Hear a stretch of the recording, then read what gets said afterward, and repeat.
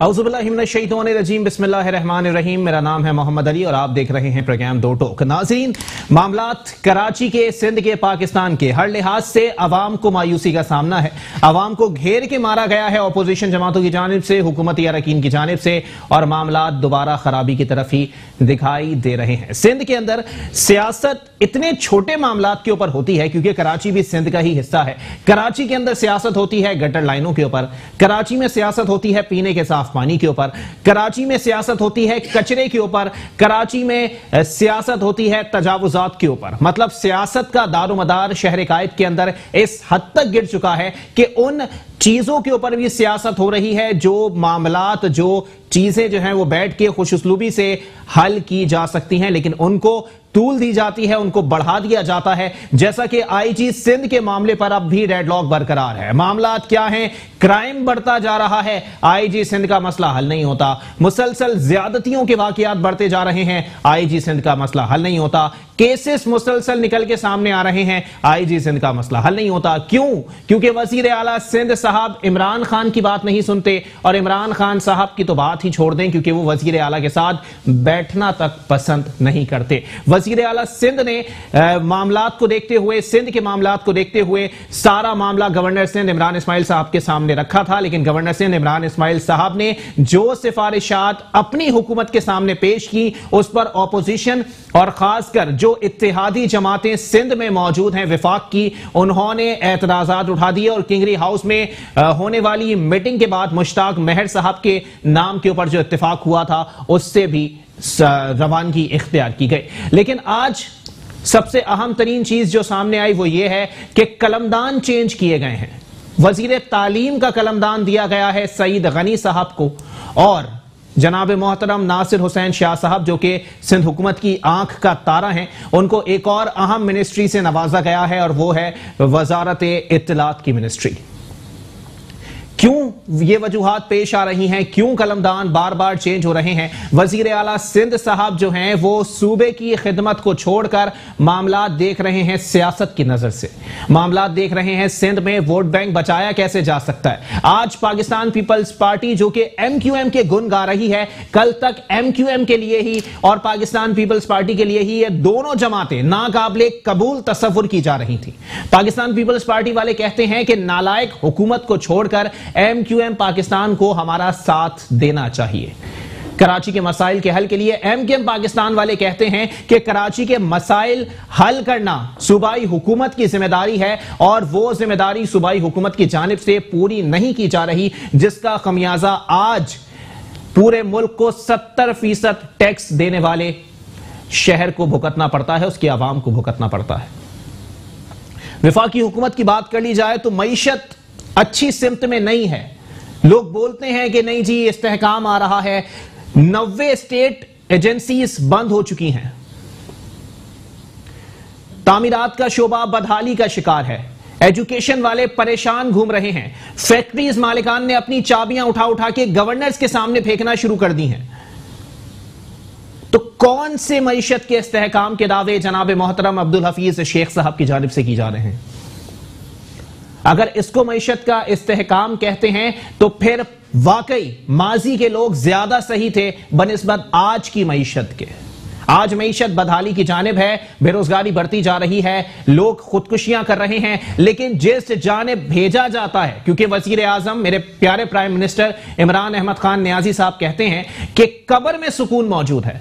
अगर कब्र में सुकून मौजूद है, दो बंदों ने कराची के अंदर खुदकुशी की और ठग करके प्राइस बढ़ा दी गई डेथ सर्टिफिकेट के, वो भी 900 रुपए। जो डेथ सर्टिफिकेट 300 रुपए में मिल रहा था वो अब 1200 रुपए में दस्तयाब है। अगर मामलात ऐसे ही चलते रहेंगे तो जिंदगी तो दूर की बात है, खुदकुशी करने के लिए भी इंसान के पास कोई जवाब मौजूद नहीं होगा और ना ही कोई हासिल वसूल होगा। इसी पर बात करेंगे, हमारे पैनलिस्ट भी हमारे साथ मौजूद होंगे। बात की जाएगी कराची के इशूज पर, सिंध के इशूज पर और वफाकी हुकूमत की कारकर्दगी के ऊपर, लेकिन ब्रेक के बाद। वेलकम बैक नाज़रीन, प्रोग्राम के सिलसिले को आगे बढ़ाएंगे। मेरे तीनों मेहमान मेरे साथ इस वक्त स्टूडियो में मौजूद हैं। सबसे पहले तशरीफ रखते हैं, पाकिस्तान पीपल्स पार्टी से आपका ताल्लुक है, नईम अहमद अवान साहब। बहुत शुक्रिया नईम भाई, आपने अपना कीमती वक्त इनायत किया। उनके साथ तशरीफ रखते हैं, एमकेएम पाकिस्तान से आपका ताल्लुक है, तंजील बिन अब्दुल रऊफ साहब। बहुत शुक्रिया तंजील भाई, आपने भी अपना कीमती वक्त इनायत किया। जबकि मेरे साथ स्टूडियो में मौजूद हैं, माहिर मौशियात हैं, वाइस चेयरमैन हैं आबाद ग्रुप के अब्दुल रहमान साहब। बहुत शुक्रिया रहमान भाई, आपने भी अपना कीमती वक्त इनायत किया। नईम भाई, गुफ्तगू का आगाज में सर आपसे करूंगा। इस वक्त मामलात ये हैं कि हुकूमत को गिराने में अगर सबसे ज्यादा कोई किरदार अदा कर सकता है तो पाकिस्तान पीपल्स पार्टी है, लेकिन पाकिस्तान पीपल्स पार्टी बनिस्बत अपना कोई पत्ता खेलने के एमक्यूएम के चक्कर लगा रही है कि एमके वाले साथ आ जाए तो हुकूमत तो वैसे ही गिर जाएगी। सर कौन सी सियासत कर रहे हैं सर आप लोग? बिस्मिल्लाहिर्रहमानिर्रहीम। बात यह है कि एक सियासत वो जो हमने जिया के टाइम पे देखी, एक सियासत वो जो मुशर्रफ के अदवार में हमने देखी, और एक सियासत वो जो अब इस वक्त हम एंटरटेन कर रहे हैं। आमरीत और जमहूरियत में अली भी बड़ा फर्क होता है। जी। हमने हमेशा जमहूरियत की खातिर कुर्बानियां दी हैं। जुल्फिकार अली भुट्टो, मुहतरमा बेनज़ीर भुट्टो, शहनवाज भुट्टो, मीर मुर्तज़ा भुट्टो, एक तोहील हिस्ट्री है। सिर्फ इस जमहूरियत खातिर, इस अवाम की खातिर अगर हुकूमत गिराना हो तो मैं एक बात आपको भी, आपके इल्म के अंदर भी, हम नहीं सिर्फ वो इत्तेहादी जो चार जुड़े हुए हैं, वकाफ लीग, फिर अख्तर मेंगल वाले, फिर इस वक्त अगर बात करें एमक्यूएम पाकिस्तान वाले, और चौथी वो जो इन्होंने छोटे छोटे ग्रुप इन्होंने इकट्ठे अपने साथ अटैच करके रखे हुए। बात ये है कि हुकूमत तो अपनी परफॉर्मेंस करने के लिए मैदान में उतरी हुई है, और फर्स्ट डे जब हुकूमत बनी थी तो आपको याद होगा 25 जुलाई 2018 के इलेक्शन के बाद पाकिस्तान वाइड पीपल्स पार्टी हुकूमत में अपोजिशन में कौमी असम्बली के अंदर खड़ी हुई थी और कहा था कि आपने जो कौम से वादे किए हैं ये खुदाया, ये सारे वादे हैं, जब आप कुर्सी पे बैठोगे तो ये बड़ी हॉट सीट होती है, तो आपको जहां हमारी जरूरत पड़ेगी हम आपका साथ देंगे जमहूरियत की खातिर। जैसे किया तैसे किया, आप हुकूमत में आ गए, लेकिन हम आपके साथ चलना चाहते हैं। इसी तरीके से दीगर जो जमहूरियत पसंद जो जमातें हैं उन लोगों ने भी साथ देने का वादा किया और साथ दिया, और अब तक हम साथ दे रहे हैं। इस वजह से साथ दे रहे हैं कि बात ये कि काश कि इनकी सिमत ठीक हो जाए। इनको जाना लाहौर है, ये लाहौर की जगह पेशावर की तरफ निकल गए। अब पेशावर की तरफ निकल गए, हम अकमन कोशिश कर रहे हैं कि इनकी सिमत ठीक हो जाए। अच्छा। अगर सिमत ठीक हो जाए तो शायद कुछ डिलीवर हो जाए। हुकूमतें गिराना और बनाना, इस मुल्क के अंदर दो लोग हैं जो मंसूबा साज और फैसला साज लोग। तो मेरा ख्याल है फैसला साज जो लोग हैं ना, और जो मंसूबा साज लोग हैं, वो भी आई से अभी उनकी भी हुई। देखिए मैं आपको बताऊं नहीं भाई, इस वक्त मामला ये है कि आप लोगों ने सिर्फ ये समझा हुआ है कि जो हुक्मरान है ना बस वही जमहूरियत चला रहा है। सर जमहूरियत के लफ्जी मायने होते हैं, जमहूर की मंशा को जमहूरियत कहा जाता है। अगर जमहूर की मंशा ही उस हुकूमत के लिए नहीं होगी तो कौन सी जमहूरियत का ढोल पीट रहे हैं सर आप लोग? ये तो देखिए इलेक्शन के दरमियान हम भी ये आवाम को ये कहते रहे कि आप किसी भी पार्टी को वोट देते हैं, आपका अपना स्टांस है, आप अपने राइट रखते हो वोट देने का, लेकिन कम से कम खुदाया इस मुल्क के साथ जो है वो तर्जुर्बे ना हो। अच्छा। तर्जुर्बे इस मुल्क के साथ सर जब हुए ना तो इस मुल्क का खाना खराब ही हुआ है। पहले जो इससे पहले जो लोग आए उन्होंने जो कुछ किया, आपको याद होगा कि 8-9 साल जो हुकूमत यहाँ पर की, आमरीत की एक हिस्ट्री इस मुल्क के अंदर रही है। जो 73 कायन जिस तरीके से उठा के फेंका, और जिस तरीके से जो हुकूमतें अभी बनी हुई हैं, जिस तरीके से एतादी इन्होंने इकट्ठे किए हुए, उन्होंने भी ये किया था। फिर क्या किया इस मुल्क के साथ, क्या किया इस कराची के साथ, या इस तमाम सूबों के साथ, तमाम वो एतादियों के साथ।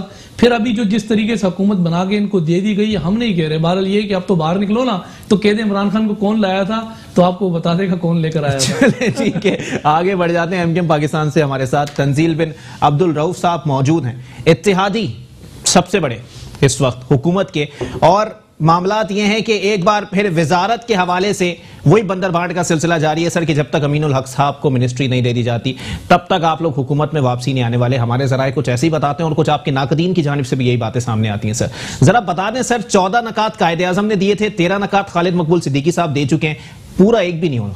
चलें जी, पहले थैंक यू सो मच, आपने इन्वाइट किया और बड़ा अच्छा टॉपिक है। मगर देखिए 14 नुकात कायदे आजम के थे, 13 नुकात हमारे हैं।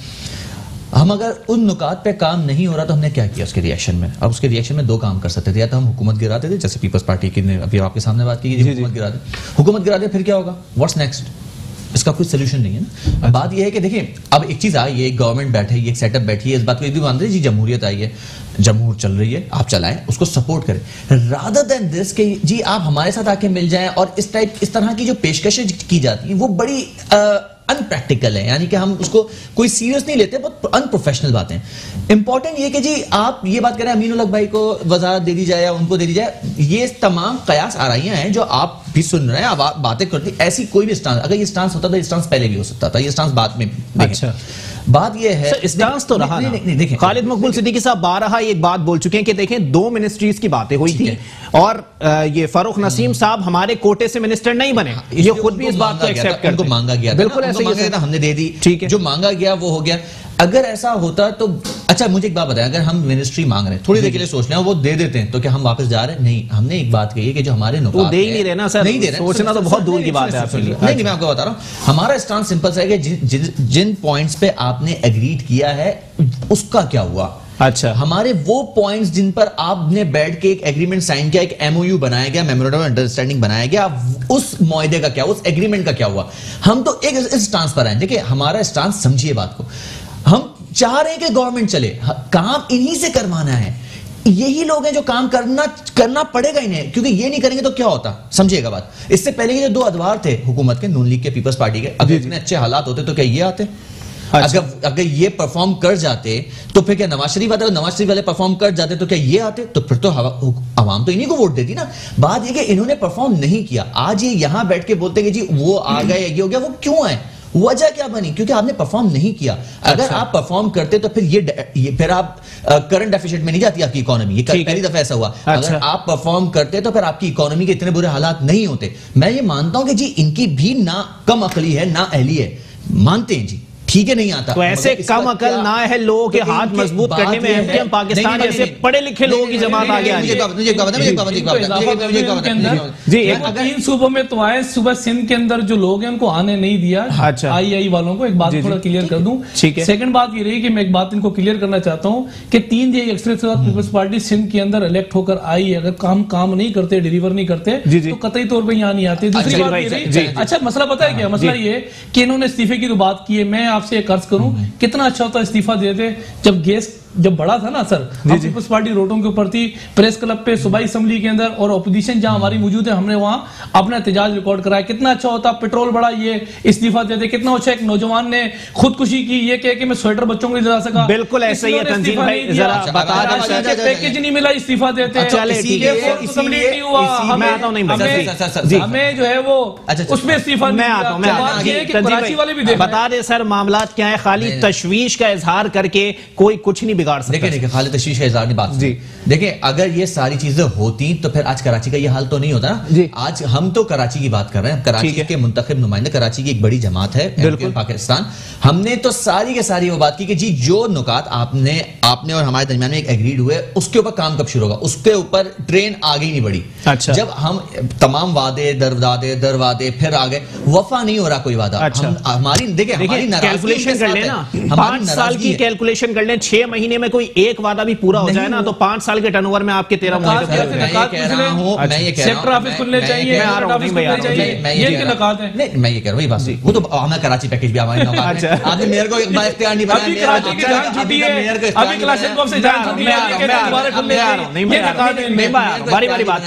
मेयर के इख्तियार की भी तो बात है ना, आप मेयर के इख्तियार नहीं दिए गए, तमाम जो हमारे पॉइंट्स थे उन पॉइंट्स को आपने वैलिड नहीं कराया गया। देखिए समझे मेरी बात, ठीक है, अगर मैं ये नहीं करता तो मैं क्या करता, मैं ऐसे चलने दे दूं। हम हुकूमत नहीं गिराना चाह रहे, अगर गिर गए चले, एक वर्ष का वर्ष सिचुएशन सोचते हैं, हो गया, फिर क्या होगा, ये आएंगे, इनकी गवर्नेंस सबके सामने, इनकी गवर्नेंस यही थी ना।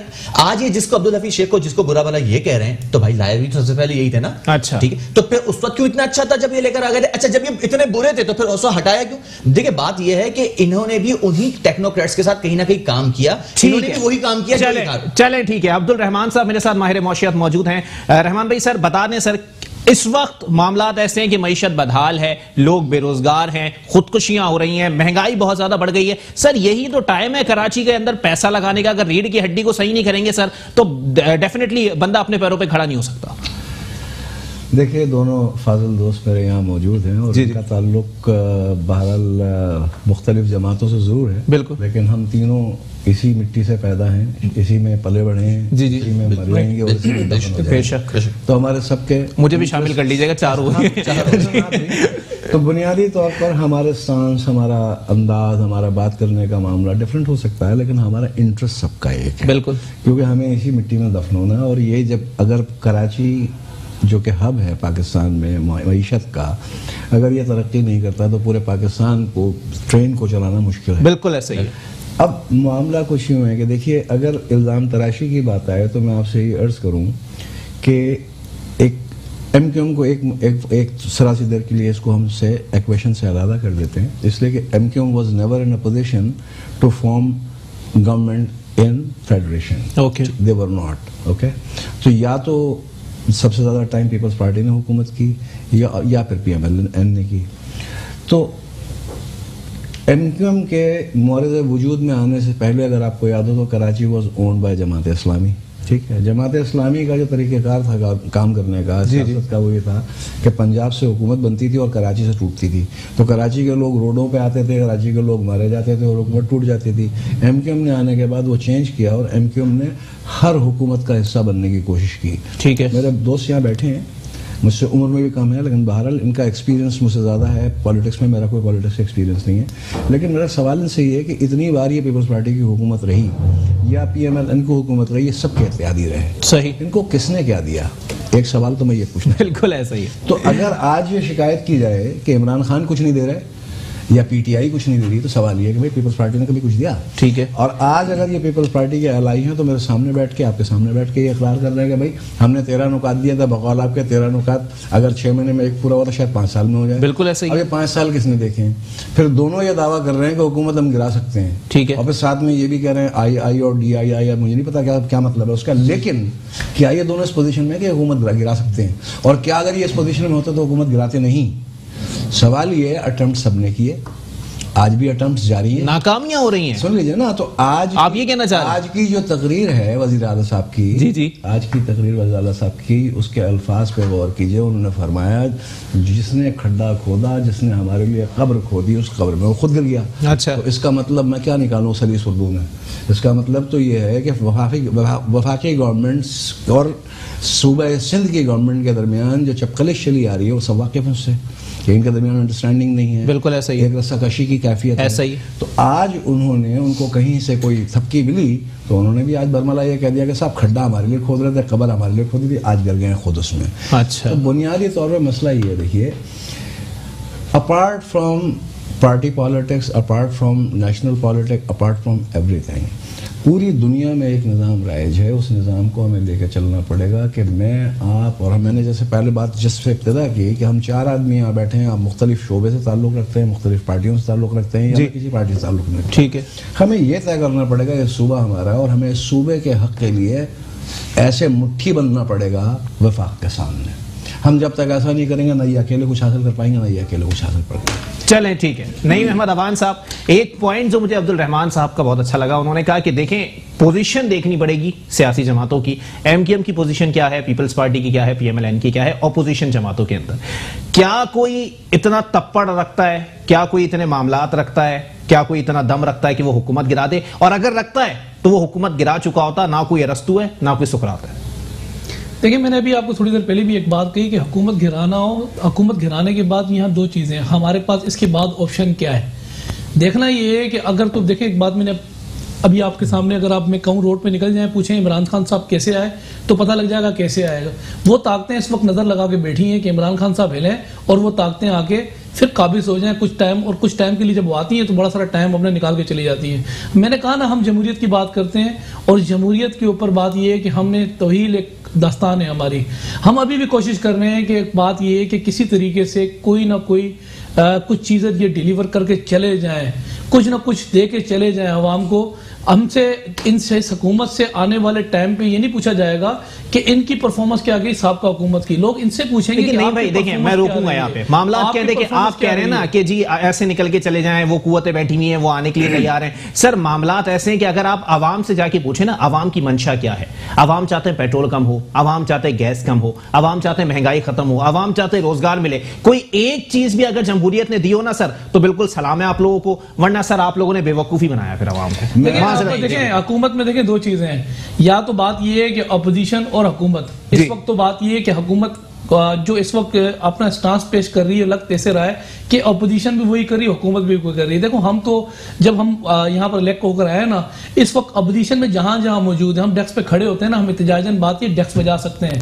देखिए ये जमहूरियत का तरीकेकार भी यही है। हम बता सकते हैं तेल महंगा हो गया, हम बताते हैं बात ये है कि पेट्रोल महंगा हो गया, हम बताते हैं डॉलर महंगा हो गया। इन शॉर्ट अवाम की मंशा से मुल्क चलना चाहिए, हुक्मरानों की मर्जी से अवाम नहीं बात ये कि फिर तैयार कर दिया जाता है, एक हमारी पेशी तैयार कर दी जाती है, हम खड़े होकर बात ये कि रिबन बांध के हम एहतजाज रिकॉर्ड करा सकते हैं, हम रोडों में खड़े होकर हम अपने तंजील भाई हम यही जमहूरियत है ना। इसके अलावा क्या बात है कि हुकूमत गिरा दें। हुकूमत गिराने के लिए मैं एक छोटी सी बात ये कर देता हूँ, ये भाई हमारे बैठे में, जैसे कि अभी भाई ने कहा कि हर हुकूमत के ये तादीर है, हर हुकूमत के जो भी वक्त में आई है छोड़ते नहीं है किसी के साथ। वजारतों के लिए ये उनके साथ अटैच हो जाते हैं, और अटैच होने के बाद जो हम बात तुमने एहतजाज रिकॉर्ड कराते हैं ना, हम तो फिर करा रहे हैं। मैं अर्ज ये कर रहा हूँ कि निकात हम और आप खेल रहे हैं निकात। भाई बिजली महंगी हुई, हमने एहतजाज रिकॉर्ड करवाया, ये कहाँ थे उस वक्त? पेट्रोल महंगा हुआ, हमने रिकॉर्ड करवाया। यही जमहूरियत है ना। चले रंजील भाई इन शॉर्ट, मेरा सवाल सुन लीजिए, आपका सवाल, मेरा सवाल सुन लीजिए रंजील भाई, मैं आपको सिंपल एक सवाल सुन, बात उनकी बिल्कुल सही है सर कि बिजली महंगी हुई, एमकेएम पाकिस्तान ने खामोश थी, गैस का बहरान पैदा हुआ, एमकेएम पाकिस्तान ने एहतजाज नहीं किया, तजावुजात गिराए गए, एमकेएम पाकिस्तान खामोश थी। सर इतने मामलात के ऊपर एमकेएम पाकिस्तान खामोश है, तो फिर यही बोलना बनता है ना सर कि बहादुराबाद में इतना सन्नाटा क्यों है भाई? अब आप सुन, मैंने कभी अभी दरमियान में किसी के नहीं कहा, अब मुझे भी नहीं किया। देखिए आपने कहा कि जी ये सारी चीजें बड़ी, आपने कोई एहतजाज रिकॉर्ड नहीं कराया, ये बरमला तौर पे, बारहा तौर पे कहा गया, बताया गया। समझिएगा मेरी बात, समझे। देखिए जब आप एक चीज, देखें मेरी बात सुने, एक बच्चा होता है ना, जब वो 5th-6th क्लास का होता है, वो लिखने में प्रॉब्लम करता है, आप उसकी प्रैक्टिस करवाते हैं, आप उसको करवाते हैं। हमने पूरी कोशिश की, हर मुमकिन कोशिश की, हत्तल इम्कान कोशिश की कि जी भाईजान आप डिलीवर करें। एक डिलीवर नहीं किया जा रहा, अब हमें डिलीवर करवाना पड़ेगा। देखिए मेरी बात सुने, एक ही तरफ आ रहे हैं तंजील भाई, बारहा में एक ही टिकर पढ़ता रहता हूं न्यूज के ऊपर कि राब्ता कमेटी का तशवीश का इजहार और तशवीश का अचार डाल रहे हैं। अच्छा चले, मुझे एक बात बता, इन्होंने एहतजाज किया, अब ये मिल रहे थे, हाथ मिला लेते, इन्होंने एहतजाज किया, क्या हुआ उसके बाद? अब सुने मेरी बात। इनके वक्त में जो चीजें बढ़ी, मैं तो अभी उस पर आ ही नहीं रहा, अभी तो मैं उस पर आऊंगा तो फिर मैं पूरी इकोनॉमिक पॉलिसी इनकी खींच दूंगा।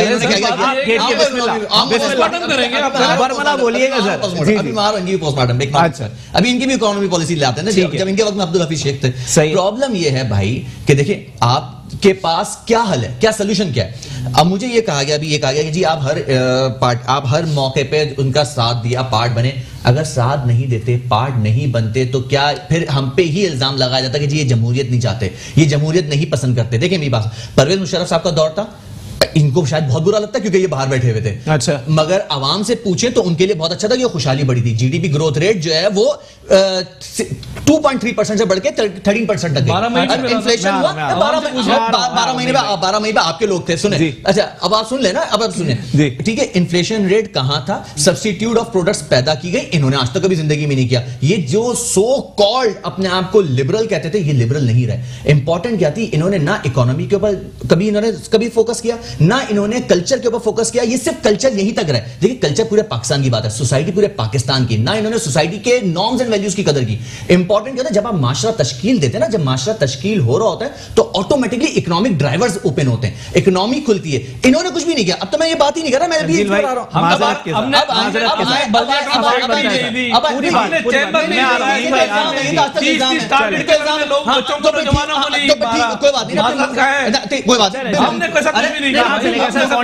रिकॉर्ड पे मुमताज भुट्टो का भी नारा, अब मैं बोलूंगा तो बुरा लग जाएगा।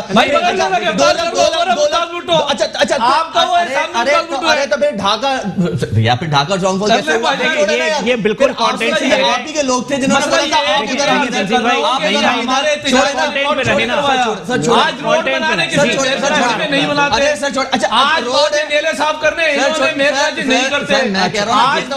करने, पार्ट सही करने नहीं करते। हमारी वाली बात करें, आवाम को समझ में आना चाहिए क्या जा रहा है। यकीन करे चीख, अच्छा चीखो पुकार से वो कुछ हो जाता है तो आज ये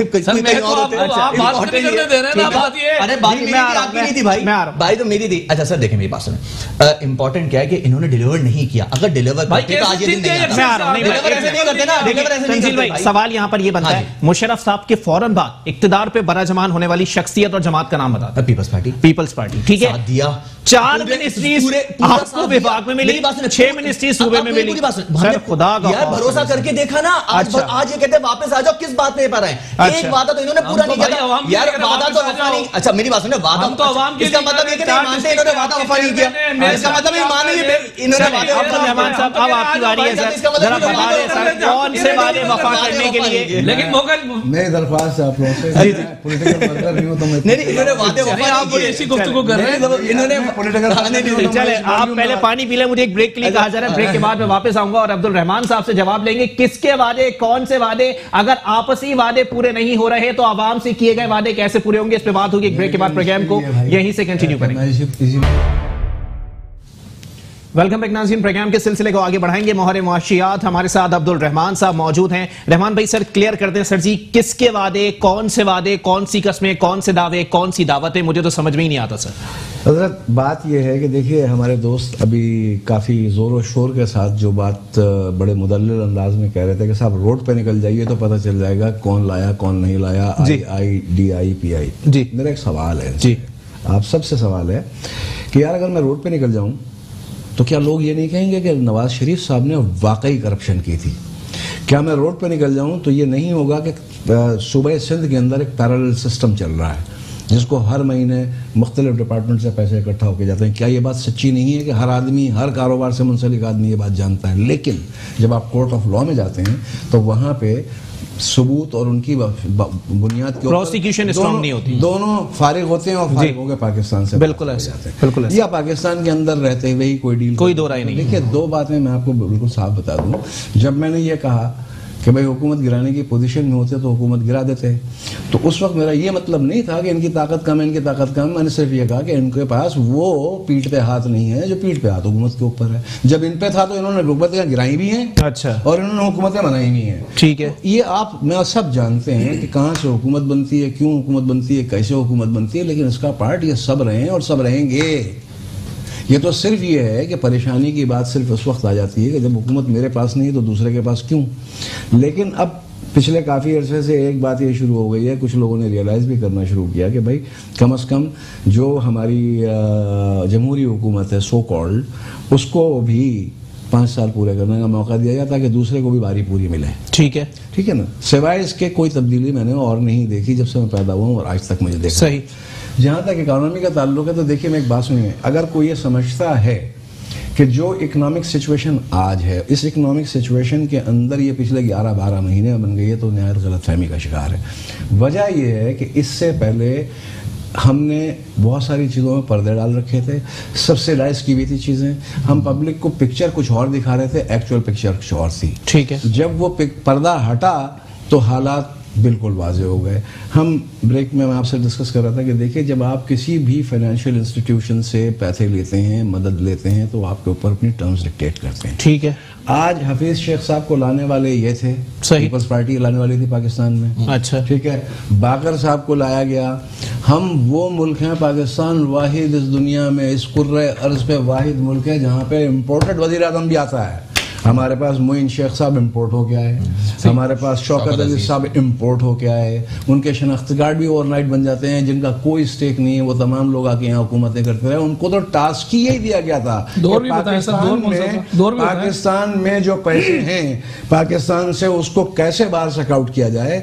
ये जो आज सारे आप स्कैंडल सुन रहे हैं, सारी बातें सुन रहे हैं, नैब की इंक्वायरियां सुन रहे हैं, प्रूफ और विटनेसेस नहीं है, या पॉलिटिकल मफाहिमतें हैं जिसके बुनियाद पर लोग बाहर चले गए। अच्छा, वरना आप ये देखिए कि उससे पाकिस्तान के खजाने को बिल्कुल ड्रेन आउट कर दिया गया। मुशर्रफ साहब के दौर की उन्होंने बात की, मैं सिर्फ एक चीज ऐड करूंगा यहाँ पे, मुशर्रफ साहब के दौर में ये भी याद कीजिएगा IMF का कर्जा पे हो गया था। जी, नसीम भाई चाहूंगा सर इस पे कमेंट करें आप। IMF का कर्जा पे हो गया था और जो स्टार्ट में बात की है अब्दुल रहमान भाई ने वो ये कि अगर सड़क पे भी निकल जाए ना सर तो आवाम भी बोलेगी कि हाँ जी मियां साहब ने करप्शन की है।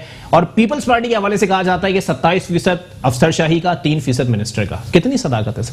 देखिए बात ये कि मुल्कों पे कर्जे चढ़ते उतरते हैं। अमेरिका जैसे मुल्क में $700 एक बच्चा कर्जे के नीचे, ठीक है, मुल्क पे कर्जे चढ़ते उतरते हैं। पाकिस्तान पीपल्स पार्टी ने जब इनको सीपेक दिया था ना तोहफा, तो वो तोहफा 2024 में तमाम कर्जा उतार देता। एक बात, दूसरी बात ये रही कि पाकिस्तान पीपल्स पार्टी ने कभी भी एक एक बंदे का सौदा नहीं किया था। जब मुशर्रफ ने कर्जा उतारा था ना सर, तो एक एक इंसान, एक एक आदमी का सौदा किया था। जिस तरीके से ड्रोन आते थे ना भाई, वजिस्तान के अंदर आके यहाँ बम मार के जाते थे।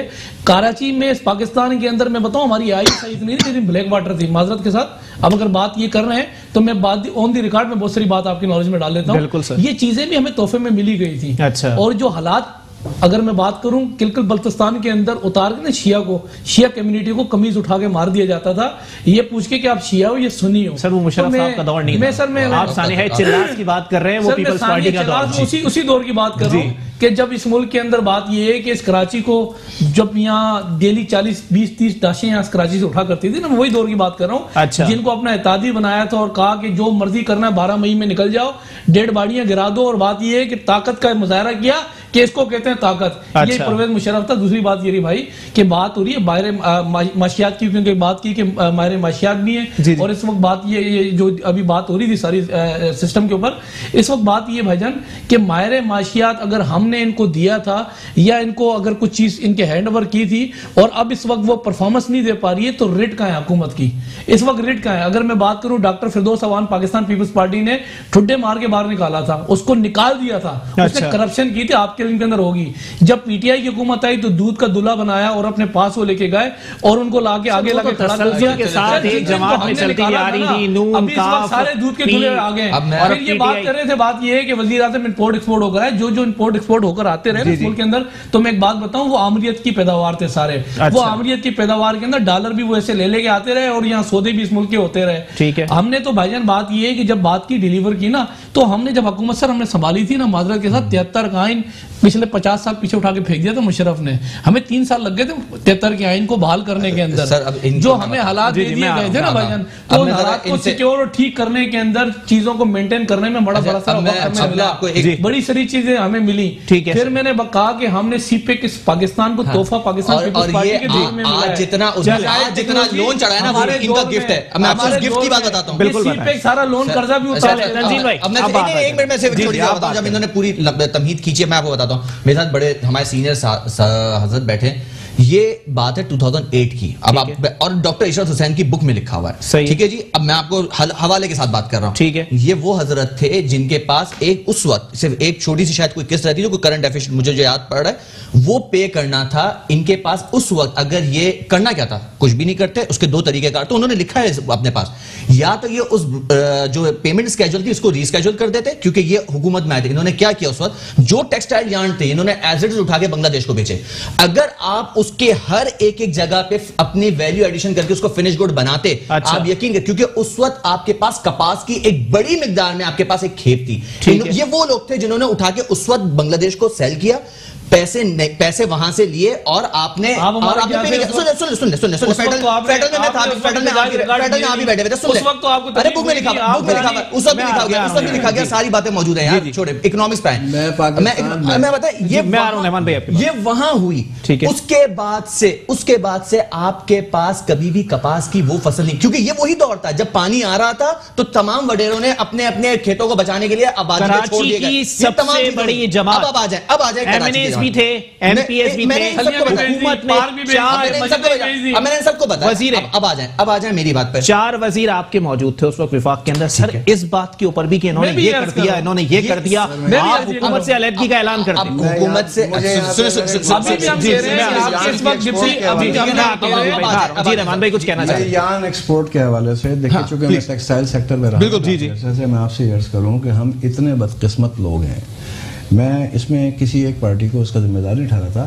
हमें अल्लाह ताला ने खजाने के ढेर पे पैदा किया और हमें इंतहाई नाअहल हैं हम कि हम उस खजाने के ढेर को यूटिलाइज नहीं कर पाए आज तक।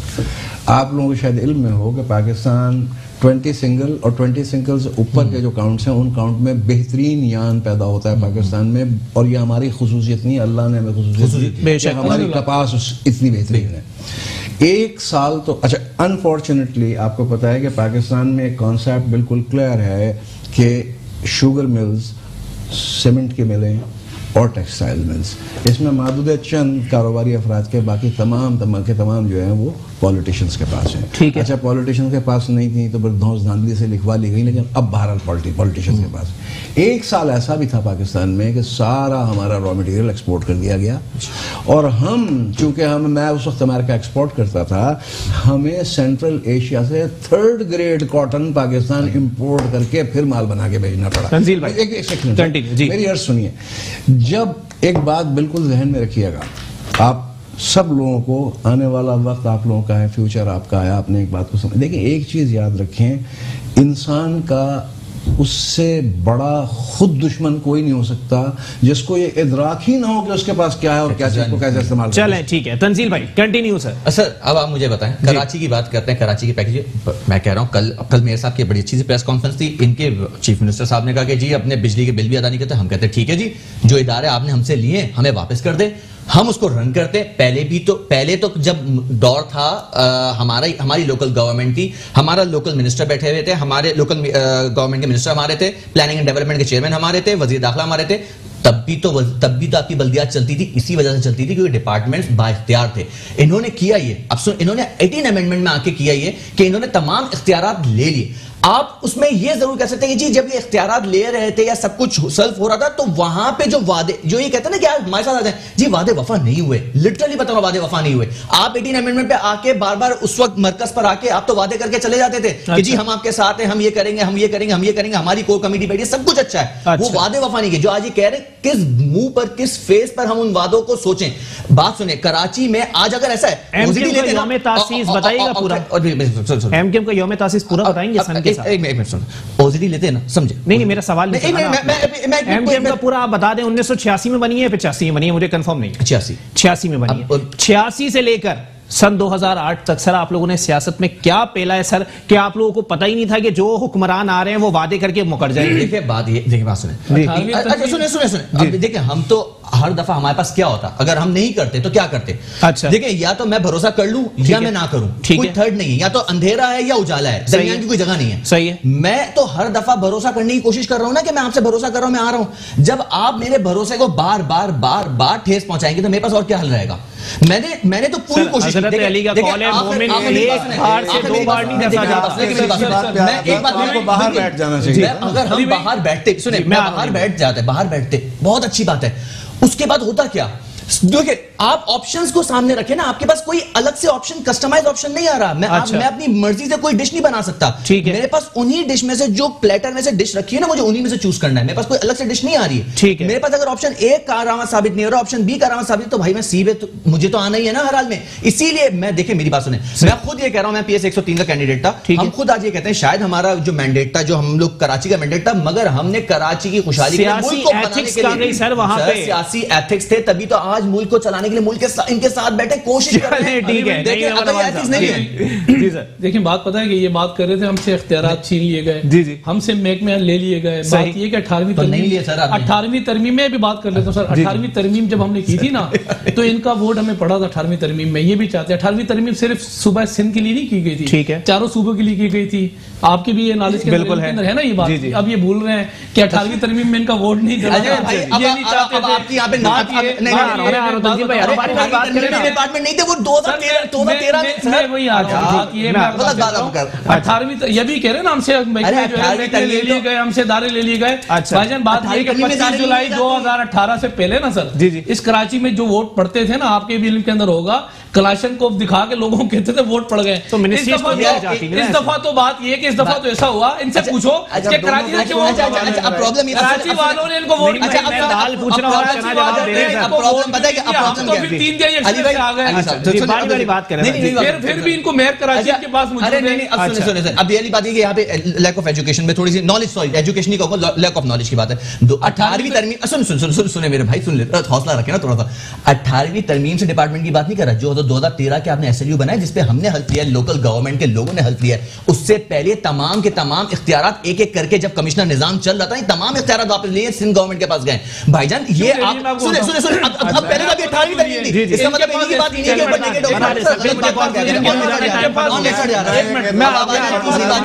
एसबीसीए था, मैं आपको क्लियर करूं, ठीक है, एसबीसीए था, कंप्लेनों का जितना बड़ा फराम में मिलता था ना, ना इन्होंने पार्क छोड़े, ना इन्होंने मस्जिदें छोड़ी, ना इन्होंने कुछ जो बच्चों के स्कूल छोड़े, कायना कटिंग करके थलियां भेज दी मुझे कराची की। भाई मेरे बात ये बता दो क्या बिक रहा है, बात ये है कि क्या आप लोग सही हो रहा है ना, मैं आपको बताऊं सर, आप 12 नईम भाई मेरे प्रोग्राम में बैठ के बोल चुके हैं 1973 का आयन जुल्फिकार अली भुट्टो साहब का दिया था, और उसके अंदर जो है वो किसी के बाप ने नहीं दिया, ठीक है। आयन के आर्टिकल 24 और 25 में वाज़ेह तौर पे लिखा हुआ है कि अगर जमीनों पर कब्जे हो रहे हैं, रियासत इस बात की पाबंद है कि वो उसको छुड़वाए। सर क्यों नहीं छुड़वा रहे आप? सर जब हमारी कनपट्टी पे कलेक्शन, तो भाई आप करवा देना, 10 साल से चल रहा है यार, ये बात सुने अब ये कहानी निकलेगी, बच्चों का अगवा कर दिया जाता है, तो माजरत के साथ ये इदारे ही थे। अच्छा आपको एक बात बताओ, नेशनल एक्शन प्लान ये पीपल्स पार्टी ने सबसे पहले साइन किए थे। ठीक है, अब यहाँ पे इल्जाम अब ये इल्जाम आप करें पार्क में कब्जा, आप करें चाइना कटिंग, अब बता देते हैं इनको कैसे होती है। अच्छा बता देते हैं, धमकी भी आ रही है ना आपके पार्क और इस तरह की जितनी तफरीगाहें कराची में थी, और कराची का जो शेप था, उस शेप को बिगाड़ने में अगर कोई ये कहे कि कोई एक आदमी है, तो मैं ये कहूँगा देखिए बात सुनिए, ये पार्क्स के अंदर जो चाइना कटिंग हुई, ये तमाम चीजें हुई, इसके अंदर कोई एक पार्टी नहीं, तमाम पार्टियां शामिल थी, ठीक है। मेजर पार्टी, मेजर पार्टी तो बंदे के नाम बता, आपके नाम आते हैं, ना कोई मेजर है ना कोई माइनर है। अच्छा, ये सब बेनिफिशियरी हैं, ठीक है। मेरी बात सुनिए, जब बेनिफिट की बात आती है सारे बेनिफिशियरी हैं, जब लड़ने की बात आती है तो ये टीवी के ऊपर आके बैठ के लड़ते हैं ताकि अगला प्रोग्राम। बहुत शुक्रिया। अब मैं सारे इल्जाम बात कर लेते हैं। थर में पहुंचने वाला खाना ये खा गए, और उवैस मुजफ्फर टप्पी कहाँ है वो इनको नहीं पता, क्योंकि जितनी चाइना कटिंग हुई, अब मैं नाम लेना शुरू भाई आपके सामने,